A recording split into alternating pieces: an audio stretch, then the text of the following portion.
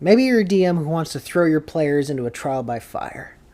Maybe you're a seasoned DM who wants to kind of throw something very iconic at your players, but do it in a way that they aren't expecting.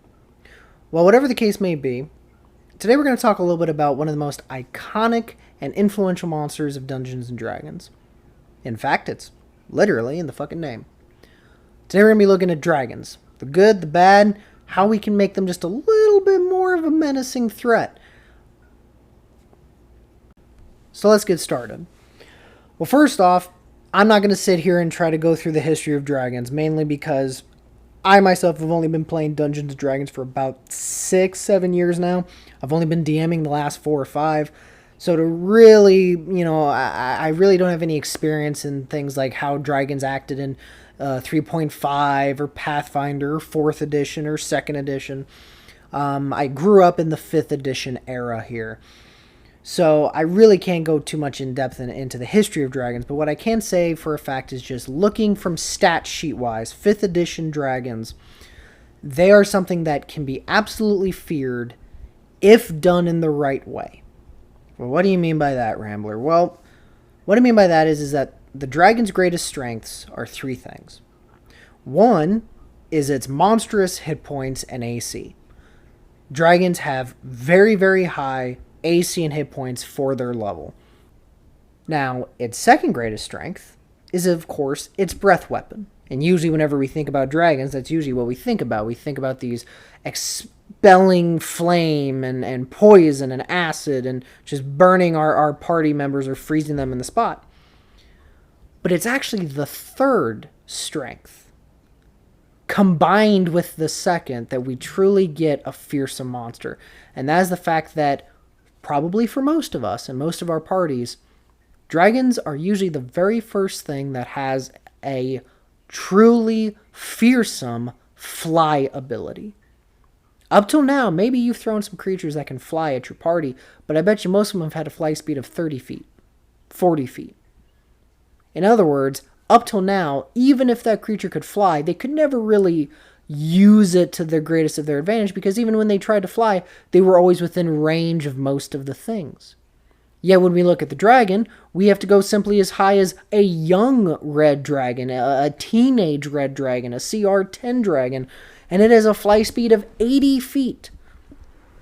Which means that literally in one turn, no legendary actions given, in one turn this dragon can move 160 feet. Most of us losing, or in other words, getting them off of our battle maps. So let me ask you a question. Does this sound familiar to you? You throw a dragon at your party. It flies in and the party freaks out. It uses its breath weapon once. And then in the hysteria that you've created, the dragon swoops down and begins to use its bite attack, its claw attack. It flies away to maybe get a little bit more of a different vantage point, or to close the gap with one of the party members who's maybe doing a little bit more damage. But within 2 or 3 rounds, the dragon ends up dead. The party members, your players, kind of look at each other and go, that's kind of anticlimactic. And you feel disappointed. Like something didn't add up. Like something's been overlooked, yet you can't seem to find it. Well, the truth is that it's not necessarily anything that the stat block did, and it's most likely nothing you as a DM didn't have a forethought of. It's because the way dragons work in D&D 5e is that they are not designed to be creatures that get cornered. They are not creatures that are supposed to be at the end of a dungeon that stand there and fight to the last breath. These are creatures who live for, unless, of course, your D&D world is different, thousands of years. So let me pose to you a question. Why is the dragon so intent on killing your players in 14 seconds? Why do they need to stand there and fight? As far as I'm concerned, if you when you are prepping for this up-and-coming fight, if you spend more than 5 seconds looking through the bite and the claw and the tail on the dragon stat block sheet, you are already screwing up. Well, why do you say that, Rambler? Easy, because no dragon in their right fucking mind is going to get down on the ground and fight these party members head on. Especially if you're trying to really get into the headspace of, say, an adult dragon, and especially an ancient dragon. These are dragons who have lived for hundreds of years. You mean to tell me that they haven't fought adventurers before? You mean to tell me that these dragons who have lived for hundreds of years, that they haven't figured out that their breath weapon is the greatest thing that they have? Their bread and butter, the most powerful thing that they have to fight party members with, to fight dangers with? Why are they using their bite?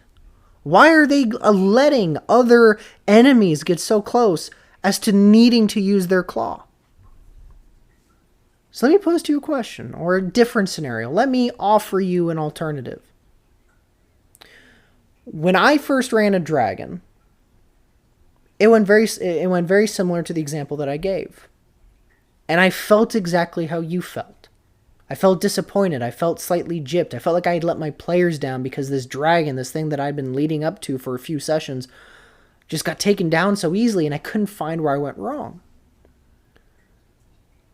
So later on, about a year later, and about 2 years ago today, my party ends up fighting a dragon, but this dragon acted different. This dragon flew in, used its breath attack, used its bite and claw attack once, just because I wanted to show them how much damage and some of the extra abilities I may have given this dragon, and then it flew away. No rhyme, no reason. The party, in fact, most of the party had missed the dragon. It had no reason. But I explained how the dragon took off and flew 160 feet in the opposite direction, then used its legendary action to fly another 80 feet. And the party was amazed. They went, oh, well, surely this is, the DM is just doing this to just kind of reveal to us that there's a dragon in the area and that, oh, it's just trying to distract us. Until they started to hear me roll a die behind the screen. About every 10 seconds, I rolled a d6.